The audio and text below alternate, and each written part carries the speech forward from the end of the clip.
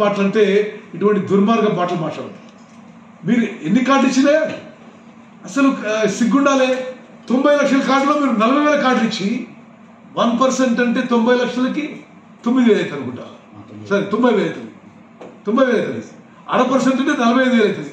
వాళ్ళు ఇచ్చింది 40,000 కార్డులు 10 ఏళ్లలో.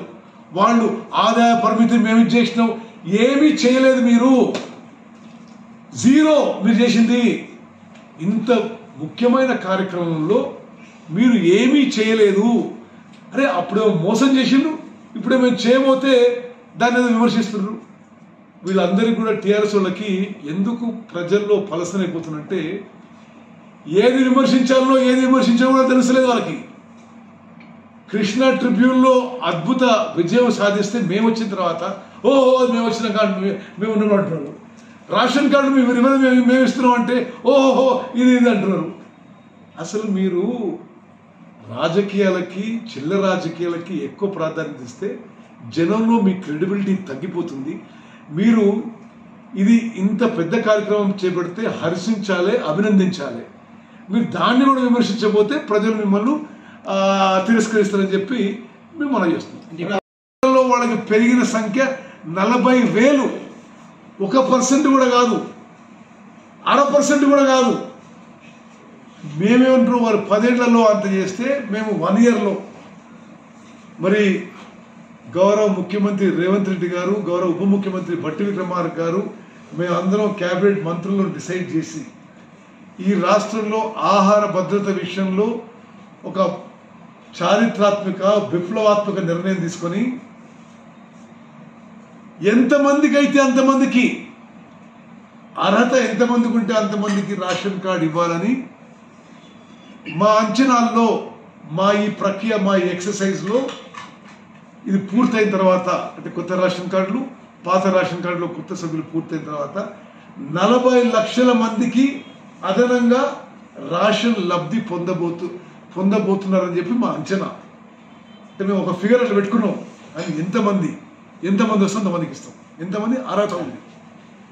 మరి అదేవిధంగా ఈ ఇంతమందికి లబ్ధి పొందిన వారికి భారతదేశంలో ఎక్కడా లేదు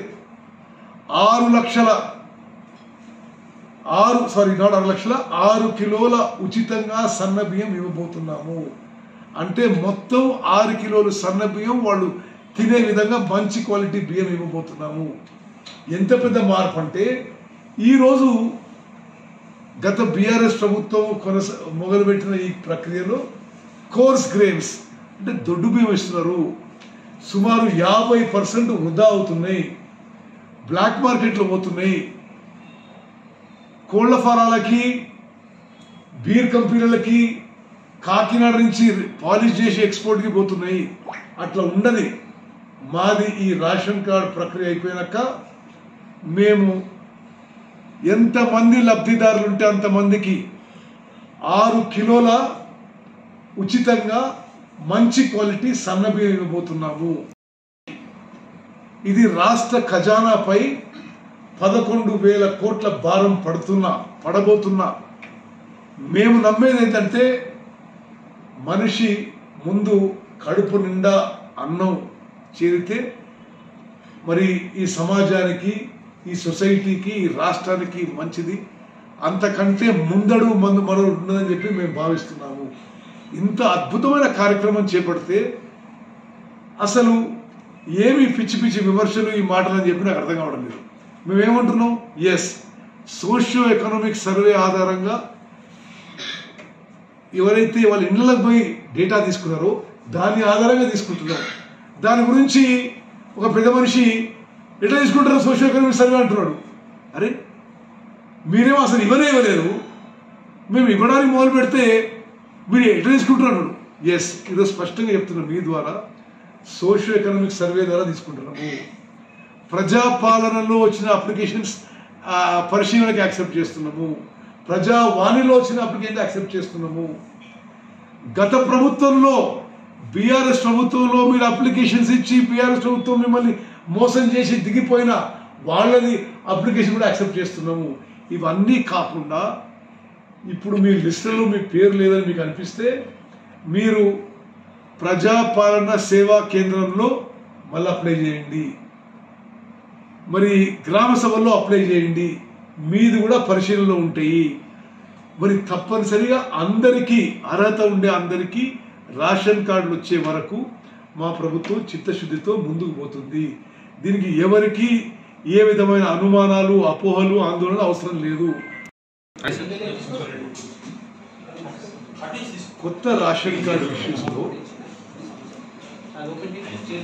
అదేవిధంగా పాత రేషన్ కార్డ్స్లో కొత్త సభ్యులు చేర్చుకునే విషయంలో కొంత ప్రతిపక్షాల దుష్ప్రచారం జరుగుతుంది. దానికి నేను చాలా క్లారిటీగా చెప్తున్నా. తెలంగాణ రాష్ట్రంలో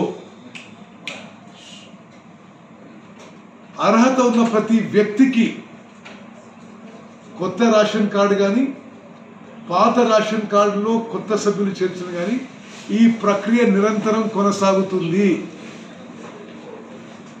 26వ తారీఖు మొదలయ్యే కార్యక్రమం రాష్ట్రంలో అర్హులు ఉన్న వాళ్ళందరికీ కూడా కొత్త రేషన్ కార్డు రావడం కానీ పాత రేషన్ కార్డులో సభ్యులు చేర్చడం కానీ ఈ ప్రక్రియ పూర్తయ్యే వరకు నిరంతరం కొనసాగుతుంది.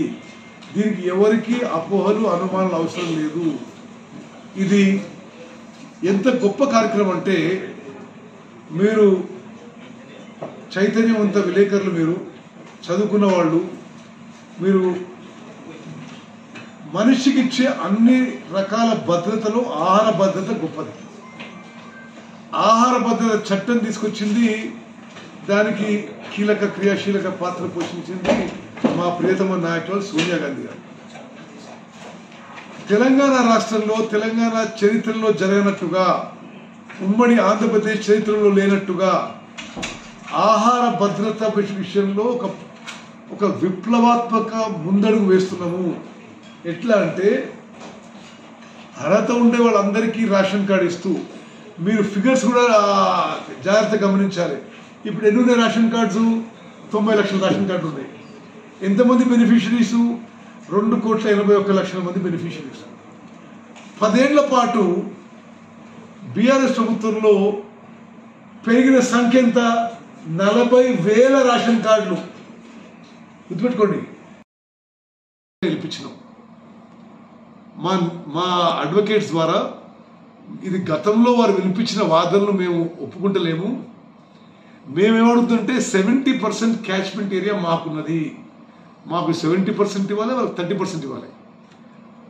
అంటే ఆ బ్రిజేష్ ట్రిబ్యునల్ ఏంటంటే, నేను మొన్న అటెండ్ అయినా, వాళ్ళు ఎస్ మేము మ్యాటర్ పునరాలోచన చేస్తాము, రీకన్సిడర్ చేస్తాము, సెక్షన్ 3 ఆఫ్ ద రాజ్యాంగం ప్రకారం దీనికి రీకన్సిడర్ చేస్తామని చెప్పి మొన్న చెప్పి, నిన్నగాక మొన్న. అన్ని రోజులు 10 ఏళ్ల పాటేమో మాకు 299 TMC సరిపోతాయని చెప్పిన వాళ్ళు, మేము ఇది తెచ్చే వరకు ఓహోహో మేమే కారణం అంటున్నారు. దయచేసి మీరు ఆలోచన చేసి మీరు ఈ విషయాన్ని సరిగ్గా జనంలో పోయేటట్టుగా చూడాలని చెప్పి విజ్ఞప్తి చేస్తున్నా. మీకు వాళ్ళు ఆ 298 TMCకి సంతకం పెట్టాలి, డాక్యుమెంట్ కాపీస్ ఇస్తా, వాళ్ళ డేట్స్ ఇస్తా, క్రోనల్ ఇస్తా. మీరు కూడా స్టడీ చేసుకొని మరి దీన్ని మొత్తం కూడా మరి టీఆర్ఎస్ ప్రభుత్వం వాళ్ళ అసమర్థత, వాళ్ళ అవగాహన లోపం, వాళ్ళ నిర్లక్ష్యం వల్ల తెలంగాణకి ఎంత మోసం జరిగిందో మీరు ఎక్స్పోజ్ చేయాలని కోరుకుంటున్నారు. 2014లో కేసీఆర్ ముఖ్యమంత్రిగా ప్రమాణ స్వీకారం చేసిండు. 2015లో వాళ్ళ సమర్థతనా అసమర్థతనా, అవగాహన లోపమా, లేకపోతే ఇంకా వేరే ఏమనాల్లో వీళ్ళు పోయి కేంద్ర ప్రభుత్వం దగ్గర ఒప్పందం చేసుకుంది. అంటే 811 TMCల్లో మాకు 299 చాలు, మీరు 512 TMCలు ఇవని చెప్పి లిఖితపూర్వకంగా 2015 నుంచి 2023 వరకు అది వాళ్ళ స్టాండ్. అంటే హరీష్ రావు గారు ముఖ్యమంత్రి ఇరిగేషన్ మంత్రిగా అదే స్టాండ్ తీసుకుండు, కేసీఆర్ ముఖ్యమంత్రి ఇరిగేషన్ మంత్రిగా అదే స్టాండ్ తీసుకుండు. లిఖితపూర్వకంగా కేంద్ర ప్రభుత్వానికి సంతకాలు పెట్టొచ్చు. దీనికంటే ఎక్కువ మోసం, దగా, ద్రోహం తెలంగాణ రాష్ట్రానికి లేదు. నేను కావాలంటే మీకు ఆధారాలతో సహా వాళ్ళ సంతకం పెట్టే డాక్యుమెంట్ విడుదల చేస్తాను. అది కాకుండా వీళ్ళ అసమర్థతనా లేకపోతే చాతకాంతనమా లేకపోతే అతి తెలివా నాకు అవగాహనలో తెలియదు, కానీ వీళ్ళ హయాంలో పోతిరెడ్డిపాడు నుంచి కృష్ణా జలాల దోపిడీ ఎక్కువ కావడానికి వీళ్ళు సహకరించారు. మరి అంటే కళ్ళు మూసుకొని చూడనట్టుగా నటించారు. అదేవిధంగా అదేది రాయలసీమ లిఫ్టిగేషన్ స్కీమ్ అది వీళ్ళ హయాంలోనే నిర్మించారు. నేను డేట్స్తో సహా ఇస్తా. అది టెండర్ కాల్ ఫర్ చేసినప్పుడు అక్కడ వర్క్కి అపెక్స్ కౌన్సిల్ మీటింగ్, ఇద్దరు చీఫ్ మినిస్టర్ల మీటింగ్ కేంద్ర ప్రభుత్వం పిలిస్తే అది టెండర్ అయిపోయి ఆ వర్క్ ఫైనల్ అయ్యే వరకు వీళ్ళు మరి ఏదో కుంటిసాకులు చెప్పి మీటింగ్ కూడా పోలే. అన్ని విధాలుగా కృష్ణా నదీ జలాల విషయంలో గత బీఆర్ఎస్ ప్రభుత్వం వల్ల తెలంగాణ రాష్ట్రానికి తీవ్ర ద్రోహం, దగ, అన్యాయం జరిగింది. మేము వచ్చిన తర్వాత ఈ యొక్క నీటి కేటాయింపుల విషయంలో చాలా సీరియస్గా తీసుకుని, అంటే ఎంత సీరియస్ తీసుకున్నామంటే బహుశా భారతదేశంలో వాటర్ డిస్ప్యూట్స్ ట్రిబ్యునల్కి స్వయాన ఇరిగేషన్ మంత్రి హాజరైంది నేనే ఉండొచ్చు. యాక్చువల్లీ